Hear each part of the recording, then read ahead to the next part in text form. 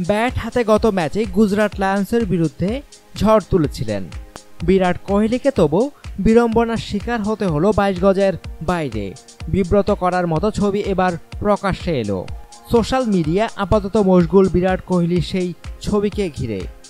অজ্ঞাত পরিচয় এক ইনস্টাগ্রাম ব্যবহারকারী সম্প্রতি একটি ছবি পোস্ট করেছেন নিজের অ্যাকাউন্টে, যেখানে বিরাটকে দেখা যাচ্ছে তীক্ষ্ণ দৃষ্টিতে সঞ্চালিকা অর্চনা বিজয়ের দিকে তাকিয়ে থাকতে। আসলে ছবিটা কাকতালীয় গোছের, অর্থাৎ বিরাট যেই মুহূর্তে সঞ্চালিকা অর্চনা বিজয়ের ছেঁড়া জিন্সের দিকে তাকিয়েছেন, ঠিক সেই মুহূর্তেই আলোকচিত্রের ক্যামেরায় ধরা পড়ে গিয়েছে সেই ছবি। আইপিএলের অন্যতম গ্ল্যামারাস সঞ্চালিকা অর্চনা, তার নিজস্ব ফ্যান ফলোয়ারও রয়েছে। তবে বিরাট কোহলির কাণ্ডের পর তিনি যথেষ্ট বিব্রত হয়ে পড়েছেন।